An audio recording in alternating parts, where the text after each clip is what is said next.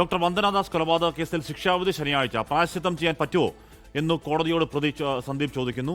അമ്മയ്ക്ക് താൻ മാത്രമേ ഉള്ളൂവെന്നും കുറഞ്ഞ ശിക്ഷ നൽകണമെന്നും പ്രതി. അപൂർവങ്ങളിൽ അപൂർവമായ കേസാണിതെന്ന് പ്രോസിക്യൂഷൻ വാദിച്ചു. വാദത്തിനിടെ ഡോക്ടർ വന്ദനാദാസിന്റെ മാതാപിതാക്കൾ കോടതിയിൽ പൊട്ടിക്കരഞ്ഞു.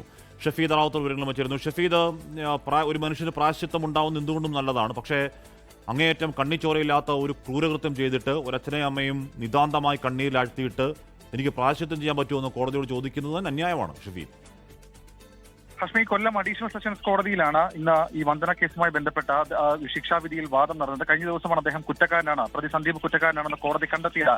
ഇതിൽ ആദ്യം തന്നെ ഈ പ്രതിയോട് എന്തെങ്കിലും പറയാനുണ്ടോ എന്നുള്ള കാര്യം ചോദിച്ചപ്പോൾ അദ്ദേഹം പറഞ്ഞത് ബോധപൂർവമല്ലാതെ ചെയ്ത കാര്യമാണ്, എന്താണ് സംഭവിച്ചതെന്ന് അറിയില്ല, മാത്രമല്ല ഇനിയുള്ള ജീവിതത്തിൽ പ്രായശ്ചിത്തം ചെയ്യണമെന്നാണ് ആഗ്രഹിക്കുന്നത്. തനിക്ക് പ്രായമായ അമ്മ മാത്രമാണ് ഉള്ളത് അറിയിച്ചത്. അതിനുശേഷമാണ് പ്രോസിക്യൂഷനും അതേപോലെ തന്നെ പ്രതിഭാഗവും വാദങ്ങൾ നടത്തിയത്. ശിക്ഷയിൽ നിന്ന് രക്ഷപ്പെടാനുള്ള ബാലിശമായ കാരണങ്ങൾ മാത്രമാണ് പ്രതിയുടേതെന്ന് പ്രോസിക്യൂഷൻ ഇന്ന് നിലപാടെടുത്തു. പശ്ചാത്തലത്തിൽ ഒരു കണിക പോലും പ്രതിയിൽ നിന്ന് ഉണ്ടായിട്ടില്ല. മാത്രമല്ല സഹായിക്കാൻ വന്നവരെയാണ് പ്രതി ആക്രമിച്ചത്. ഇതിൽ ഏറ്റവും പ്രധാനം ഈ ശിക്ഷ വിധിക്കുമ്പോൾ കൊല്ലപ്പെട്ടത് ആരെന്ന് കോടതി പരിഗണിക്കണമെന്ന് പ്രോസിക്യൂഷൻ പറഞ്ഞു. വന്ദനയുടെ പ്രായം ഉൾപ്പെടെ കണക്കിലെടുക്കണം. നടന്നത് ക്രൂര കൊലപാതകങ്ങളാണ്.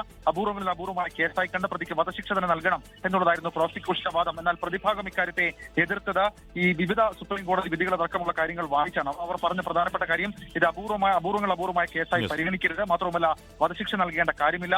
ഡോക്ടറെ കൊലപ്പെടുത്തൽ എന്ന ഉദ്ദേശത്തോടെയല്ല സന്ദീപ് ആശുപത്രിയിൽ എത്തിയത്.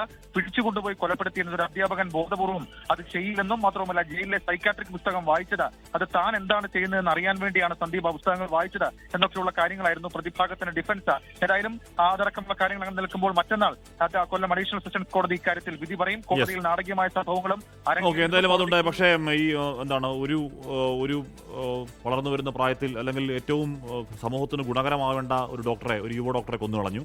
അച്ഛനും അമ്മയ്ക്കും അവരുടെ ഏറ്റവും പ്രിയപ്പെട്ട മകളെ കൊന്നുകളഞ്ഞു. അപ്പോൾ അതിൽ പ്രായശ്ചിത്തം എന്ന് പറഞ്ഞാൽ എന്താണ്? ആ ജീവൻ തിരിച്ചു കൊടുക്കുക എന്നുള്ളതാണ്. ആ ജീവൻ തിരിച്ചു കൊടുക്കാൻ കഴിയുന്നില്ലെങ്കിൽ അതിന് പ്രായശ്ചിത്തം ഇല്ല. ലോകത്തെവിടെയായാലും ഏത് സമയത്തും 24 വാർത്തകളും ഓഗ്മെന്റഡ് റിയാലിറ്റി പാക്കേജുകളും എക്സ്പ്ലെയിനറുകളും വിശദമായി കാണാൻ ഞങ്ങളുടെ യൂട്യൂബ് ചാനൽ നിങ്ങൾക്ക് സബ്സ്ക്രൈബ് ചെയ്യാം.